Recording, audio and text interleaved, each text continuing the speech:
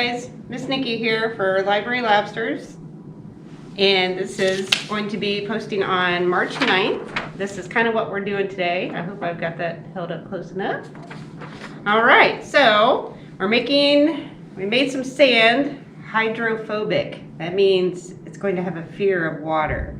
So I took, and I don't have the can out, but you can find it at like the store, Walmart, or any kind of store that would sell this kind of stuff, like camping stuff maybe.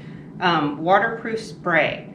So you take your sand and you lay it out and you spray it with waterproof spray, and then you just put a fan on it to dry and let it dry for probably about an hour or so, and then it's all good. So it still looks like normal sand. So I've got a scoop of it here, and then I have a cup of water, and I'm gonna dip this down in here.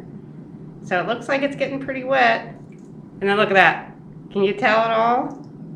It just like slides right off there, like nothing. We'll get another scoop, just to be safe. Like usually, yeah, look, it looks completely dry. Pretty cool, huh?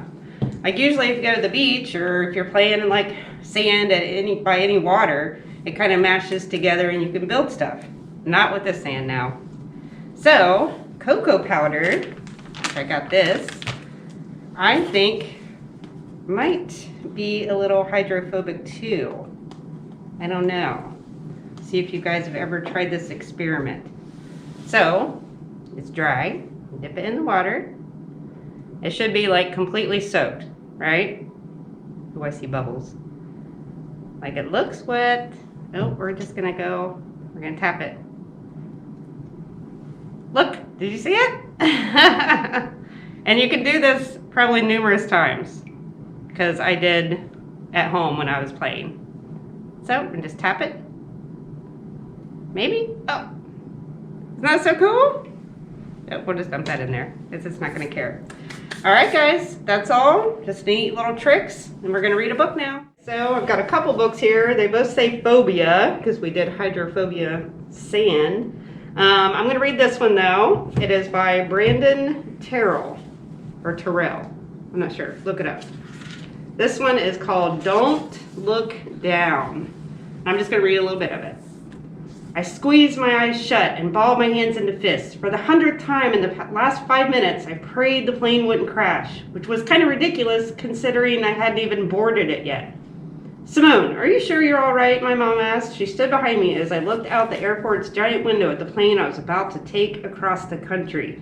I've been excited about my summer trip to Gammas for months, and it wasn't like I'd never flown on a plane before. I had plenty. Only this time I was flying by myself. So I sucked it up, nodded, and said, "Perfect, just sad to leave you guys." I turned to face my parents. My mom, a worrier like me, was wringing her hands. My dad, much more relaxed, had his hands in his pockets. "I mean, what will you guys do without me?" I asked. Have a clean house," Dad said. I rolled my eyes. A voice came over the speaker. "Now boarding flight 8:15, nonstop from Chicago to Bangor, Maine." "All right," I said, "here I go." Mom and Dad gave me a pair of extra long hugs. "Be sure to listen to the flight attendants. And Gamma will be at the gate waiting for you. Okay?" "Okay." I wheeled my purple carry-on luggage to the desk and handed the man my boarding pass. "Simone Yang," he said, reading the ticket. "Flying solo, I see." I glanced at my waving parents. "Yep, welcome aboard," the man said. All right, I think we'll leave that at that. That, I think, is going to be a pretty interesting book. So we've got a few other ones of these, so come in and check them out sometime. Thanks.